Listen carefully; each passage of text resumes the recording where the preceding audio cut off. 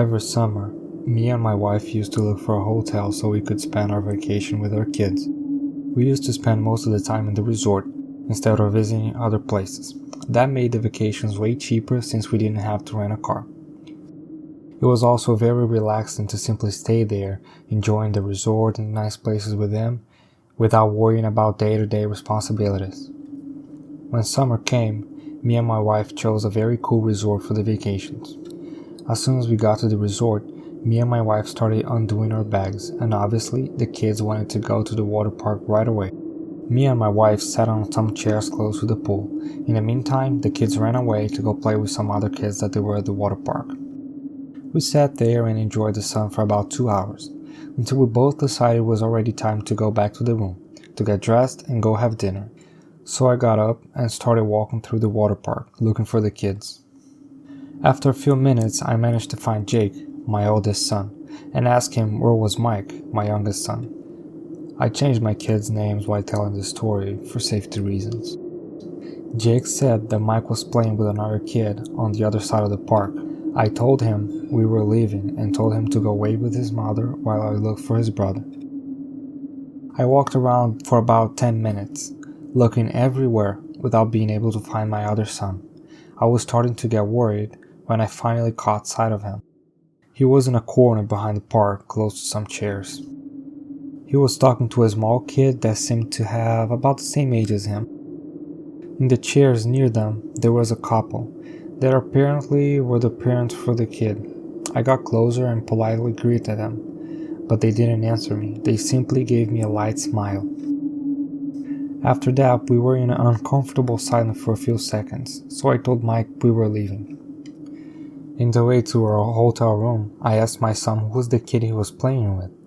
He responded it was just a kid he met while he was walking around. My son was very sociable, so actually that wasn't anything out of the ordinary. However, soon after that, my son told me something a little disturbing. He told me that the kid presented him to his parents and that they had invited him for dinner. I found it awkward that two adults would invite a child for dinner without even bothering checking with their parents if that was okay at all. I told everything to my wife as soon as I got to the room. She was also a bit puzzled by the incident.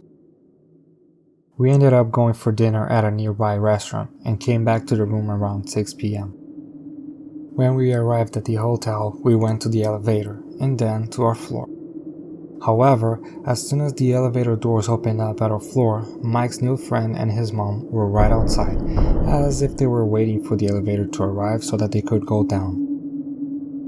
As soon as we left the elevator, the kid's mom looked at me and smiled, and then asked if Mike could go have dinner with them.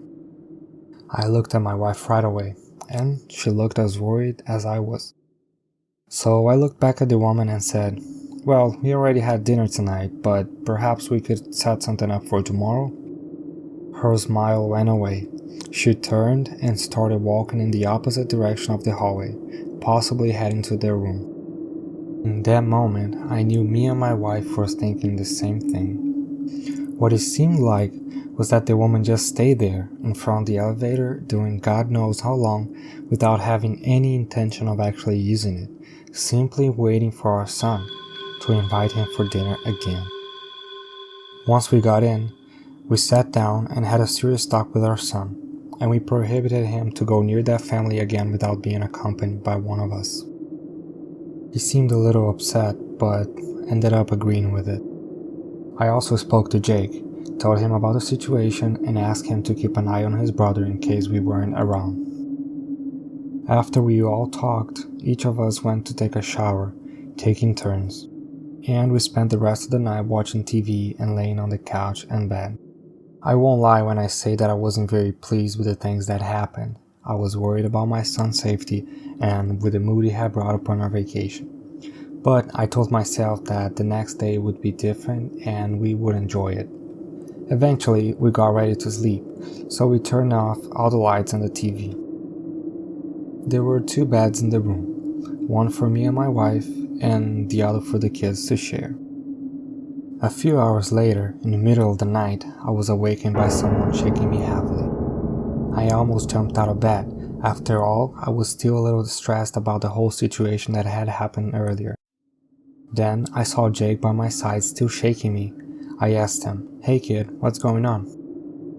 He answered whispering very low that Mike was speaking with someone at the room door. I immediately jumped out of bed and ran to the door. Based on the brief sight I had of the situation, before screaming at him, I realized that Mike was trying to find a way to unlock the door, and I could hear a low voice coming from the other side of the door. I ran towards him, telling him to get away from the door on that instant. Mike jumped back, scared by my fast and loud approach. I was running so fast that I hit the door with my whole body. On that moment, I heard steps running away on the corridor while I unlocked and opened the door. I know that it would have probably been better to stay in my room and ask for help, but I was so mad that the only thing that I wanted was to confront that person. When I left the room, I saw a male figure running in the corner of the hallway, going in the direction of the elevator. I tried to reach him, but as soon as I turned the corner, the man was gone. But there wasn't enough time for him to get into the elevator, so I knew he had to be in one of the rooms on that floor. After walking around for a few more minutes, I came back to my room and found my wife already awake from all the noise I made. I told her to lock the door while I went to the hotel front desk to inform them of the incident. When I got there, my adrenaline was already going down, and I was trying to calm myself so that I could explain better what had just happened. There was a young woman at the front desk which, I could tell, had never dealt with a similar situation before. She called security to speak with me as well as the hotel manager. However, after a few minutes of talking and explaining the situation, it was clear that they couldn't do anything. The hotel didn't have any security cameras on the hallways, only the entrances and exits. I didn't have any proof and couldn't describe the man I saw running away, nor could I confirm that he had any connection to the parents that invited my kid for dinner. But obviously, I assumed that man was the father of the kid my son was playing with at the water park. Even though I was sure of the bad intentions from the awkward couple, there was no way for me to prove anything. In short, the best the hotel could do was reimburse us for the remaining days we had at the resort. Therefore, we used the money to go to another resort that was about 30 minutes away from there. It is a really bad feeling for a parent to know someone was trying to kidnap their son and still not have the ability to do anything. I hate to know that those people are free somewhere, probably trying to lure another child to one of their traps. That couple should rot in prison, and I hope that by sharing this story, I'm able to alert the parents out there to be careful to the true dangers that are out there. What disturbs me even more is the possibility of the kid they have with them being someone's missing child that now they use as bait to lure other kids and do God knows what.